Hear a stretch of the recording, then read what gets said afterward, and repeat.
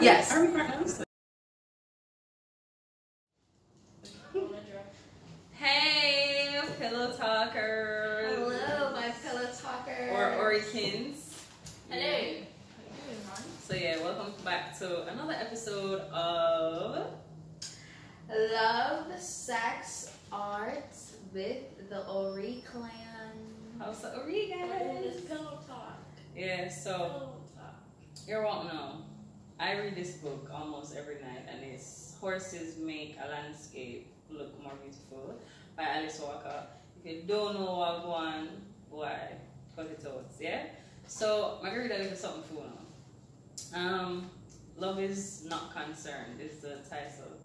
Love is not concerned with whom you pray or where you slept the night you ran away from home. Love is concerned that the beating of your heart should kill no one. I just don't want to read that for now. So today we're going to talk about partnership.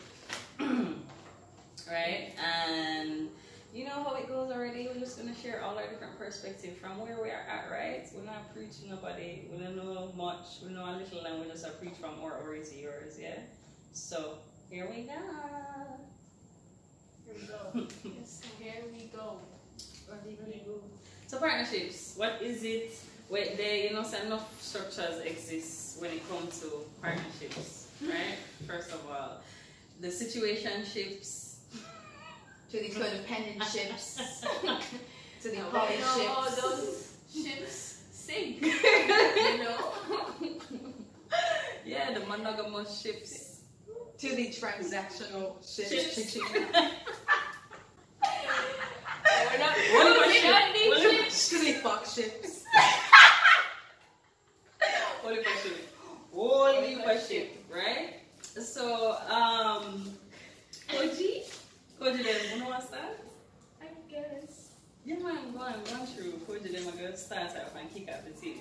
Okay, guys, so as many of you may not know, I've recently discovered that I am full-blown queer,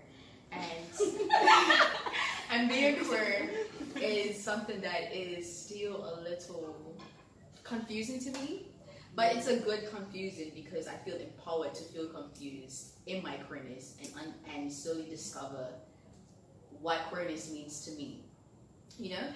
And also, I would like to share the fact that I am a jealous, selfish, lovable, beautiful petal, you know, and actually flower, not petal. But yeah, I'm a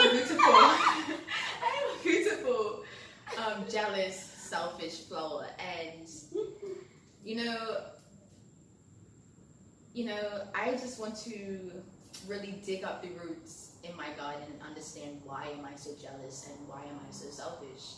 And I feel like touching on the basis of polygamy and monogamy will help me discover why I am jealous and why do I feel the need to be monogamous based on the structures that were put in place when I was younger as to what a structure should be and why I should abide by this, you know? So I have a few questions here regarding polygamy and monogamy. So feel free to respond to these questions in our DM, or I will post a live for you guys to actually converse with me face to face about your views on these questions. So think it like this. What is polygamy? Okay, start over. What is polygamy? What is monogamy? How does polygamous and monogamous relationships make you feel? Do you feel empowered or do you feel drained? How does polygamy or monogamous relationships tie into spirituality? How can one take a positive approach when dealing with polygamy for the betterment of all the parties involved, rather than a self-centered approach? How can one take the first step to diving more into polygamy and monogamy if you're a freshly born bird? Coming back to jealousy, where does that jealousy stem from? Does it stem from false projections of what relationship structures should be? such as, and that projection can stem from church, ideals, parents pushing the ideals onto you, friendships from schools, wherever, you know, just where does that jealousy stem from? Yeah, and do you have unhealed wounds from mistreatments of past lovers or infidelities and whatnot that stem from you not being open to wanting to explore new grounds in polygamy or monogamy if you decide to transition from polygamy to monogamy? Yes, and just for my personal journey, I would like to say that I've been straight my whole life, and part of me feels like I resonate more with being open, and I just feel like being monogamous is just too conforming for me, and I feel like I'm a non-conforming being. So it's like, why do I have to stay boxed in with just one lover when there's a whole batch of flowers in this universe for me to smell and taste and feel and see? So that's basically the basis of why I'm asking this question, because I'm trying to gain an understanding for myself so that I can become more aware of how I should embrace love from not just a self-centered space, but from a open space, and not just, you know what I'm saying? Yes. Are we partners? Like, totally did not. Yes, we are partners. Are we in a partnership? Are we in a partnership? Are we in a partnership? Partnership. What is really a partnership? See, you know, Can we define what kind of partnership? ship with the plan? I'm ready to say everybody at Acts and Concern. Today's trivia. I'm just taking this off, guys, because the heat. It's Yeah, I'm sorry for those who are watching. Waves the on cool countries. here. Waves. Yeah, soon. So the thing about the poem that just resonates with me is the last two lines. That the beating of your heart should kill no one. Now the interpretation, interpret that how you want to interpret it. But I have consistently found myself in codependent situations. And like, it's very recent that I've started to accept that, whoa, Lee, whoa, you are, you know, there are things we need to look at in terms of how I've built and build partnerships still. And yeah, and of course with the help of my therapist, I've just been looking and scraping through some stuff, and when I read that poem, or every time I read that poem, it means something else for me, ritualistically, depending on where I'm at. And now that I've started to look at codependency, there's almost something about being myself that is critical to not damage the sense of self. Because even that line, you know, maybe to you, you're kind of like, oh, like killing somebody else, killing who I kill. But for me, it's like, kill your ego. Like, Lee, look where you're gonna shoot it. Right? And it's just like, there's so much things about my codependency because I was abandoned as a child at a very young age. And somewhere in me, I developed a structure, which is like a spectrum. And I find that you find this in a lot of relationships, right? Where we develop either ends of the spectrum for us as defensiveness. So it's like we either run away from lovers, we shut down, we ghost them, we're like, we get angry, we say hurtful things, or we completely embrace them, we can't separate ourselves from them, we do everything together, and it just becomes like a very unhealthy either ends, you know what I mean? No middle ground where you can be like, you can take space, love, it's fine, I can take space, we can breathe, it's fine, you know?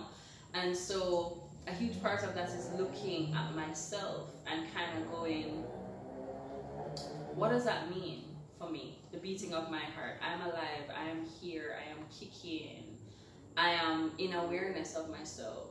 And it is so important that the death of me doesn't become a thing that exists in relationships. Like, I need to make space for me, and I need to make space for myself to grow and develop. You know, like as Koji was saying about the flowers in the garden, and like developing a sense of structure that also makes space for me to have that sense of time. So just tying it back in, right? In terms of art, like we attract people to show us ourselves. and I see art as a ritual. For me, it's kind of like meditation. It's a tool. It's not the thing. It's a tool to mindfulness. And I find that relationships or partnerships is a tool to mindfulness for me. It's a tool for me to grow and expand. And if I'm not doing that in a partnership, then what is it? And then that becomes a question that you really have to ask yourself. Like, am I letting this person grow? And what does grow look like? What does grow mean for you, you know? Like, that's important too, because some people swear blind them are growing a friend, and let me tell you them. But who am I to judge? If you feel like you're grow, right? But I'm just saying in terms of me, like, do I feel like I'm growing, and what does growing mean for me to be my most independent, flowing, self-sufficient, like self is so important, and releasing that inner child trauma that just kind of has me going, I want to cling to this person, I have to cling to this person, and you know, don't leave, and that kind of thing, and just like feeling like you're losing a sense of self because you get so self-absorbed into that person, and everything becomes about them or they, right? Because we don't know what structure we're in yet. So yeah, in terms of, I just see it as an art. I really, really do. I see partnerships as an art, as something that takes time to nurture, something that takes creativity and space, just like your art form, you know? So for me, it is as beautiful as the ritual of meditation. It is a ritual for me, partnerships. So yeah, that's basically one of the things that I wanted to link it to. And the idea of loss and how that wraps into it. As I said, the poem says it all. Like, really go check out the book and go read more about it. But it resonates for me because I felt like I lost something in my past when I was abandoned. And that stuck with me.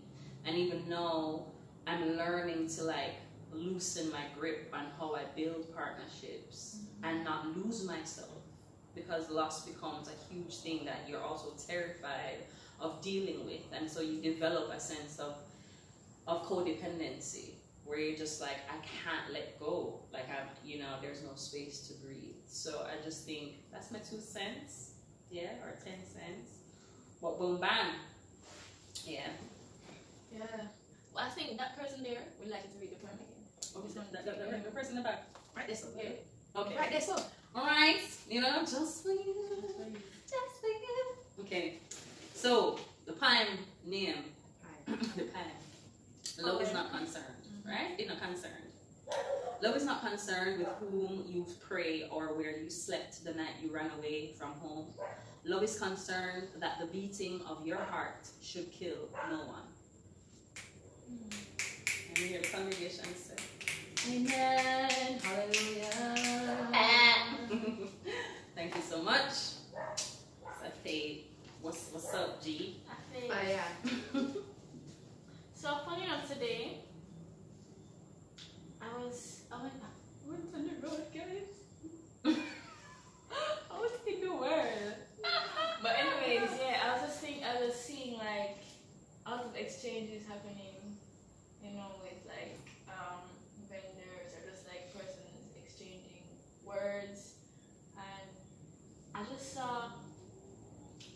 I was thinking about the transactional perspective of a partnership, or a transactional structure of partnership, and how I was deeply embedded in that one. And let me just try to dissect it a bit. I think I have some questions though, but here we go. Come on, fire. Woohoo! Yes. Alright, so I was thinking about like the idea that partnership cannot exist without sex. So like, and like I was actually thinking about like, can sex initiate a partnership? Can sex like open a partnership? And should it be like an opener? And would that like change anything, or like add some dynamic to what a partnership is? Yes. So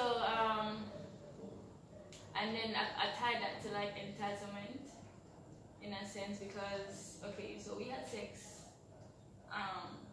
for 3 whole months, and I think it's safe to call ourselves partners right now because 3 whole months it makes no sense to waste any more of our time and just like just like find someone else. 3 months with you, I mean I feel like it's fine, and so like we spent that 3 months and.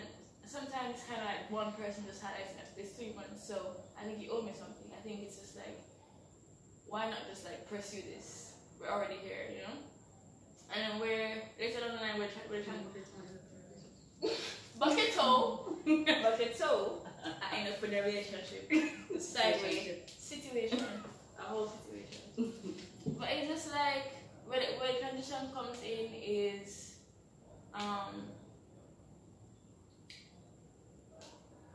I think of like a ping pong. So like I'm giving and it's almost as if okay, I'm here though. I'm here, so why not just like give me all the support? I could have gone a long time, but I'm here. I choose to be here. I choose to be here. You're not choosing, and it's just like you're giving your time and space just to receive from that person, and then there is no real I feel like there's no real commitment to the partnership. And then I tied that transaction to just like a materialism in a sense. So what looks pretty, what feels good is what is hoped for. So if I give you this, I will get this because this makes me feel good. And then that's just like a gift. Okay, so I'm gonna give you this money for this particular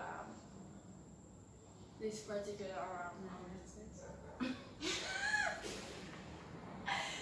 particular moment.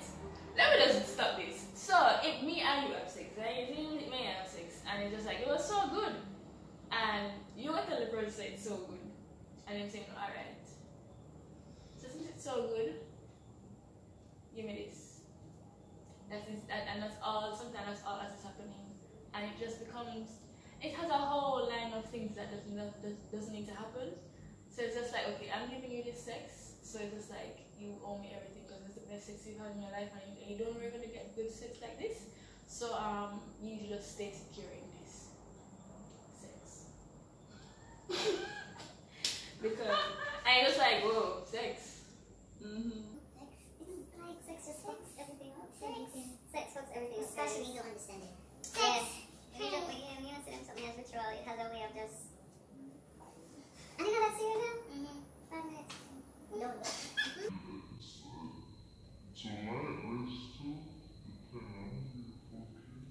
But even in 5 minutes, so much can happen in 5 minutes if you actually tune in what's happening. Facts. So much can happen, but it's just like the way that we know people having sex. Fuck it and do. Never seen the door. Okay,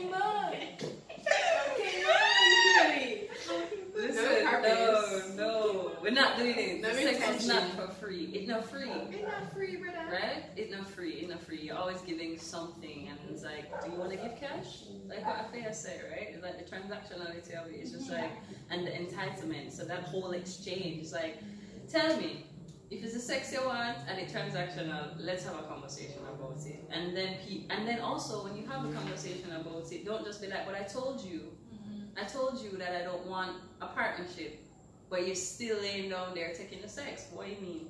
And I'm still laying down there giving it to you. And you are saying anything you want me here. Okay, no man, it's cool. I am open and everything is fine. I've done this before. I am single. It is fine. We are okay. We are A.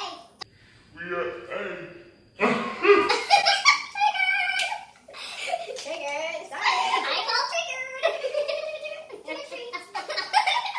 Don't give me nothing. Poison to eat. But yeah, it's just like you're telling me, okay, it's fine. I understand. But you just want the sex, friend, and it's just like, yeah. Yes. Yeah. Transactional. Which one? Point again, man. Point again. Love is not concerned.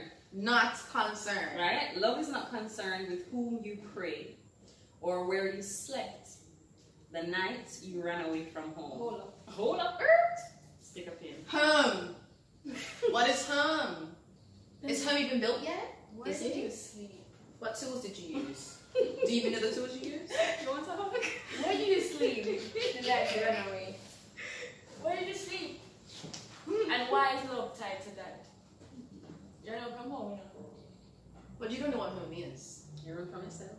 You're literally, I get a thing I'm going there from my just like, we just find somebody to just take care of things. You know? Yes. Yeah, I think generally with partnerships, it's about really delving inside of yourself and figuring out honestly. And if you can't do it by yourself, find somebody and it's not your friend. Not your friend, because your friend have a way to just enable you. Feed you know, enabling things. You know, enabling. Like them know you're terrible, you know, and they know you're just nobody not terrible. People just hurt. Know what you're comfortable in. Yeah, and then just enable you.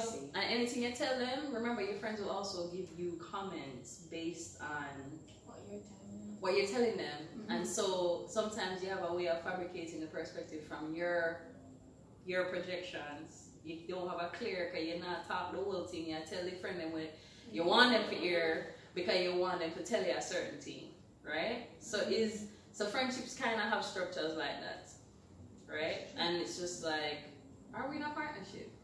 What's the difference between your friends and your partners? Such a huge question. And how does partnership link to your spirit, right? Because we have ego and spirit. My mom talked about that earlier. But it's just like, these are some of the things that we really start to delve into and like question, really like, we're not going to enable you. We don't want nobody enable me. You want to be enabled? Then I don't want to be enabled. But just like how all of that ties into being able to see yourself. Before you can even start link with people, it's just like, want to see yourself. That's the thing. That's the start, you know. You just have to want to see yourself. Literally. See yourself. And then see yourself. The I see you. You know what I'm saying? Like, and that in and of itself will help you, right? To build better partnerships and to navigate self and to navigate how you build things with people, just in general.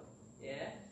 So with that said, hello talkers. House of Ori. So subscribe. Remember, put all the comments below.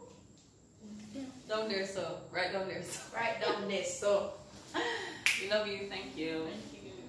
You said much. Love you. Bomba. Everything like must.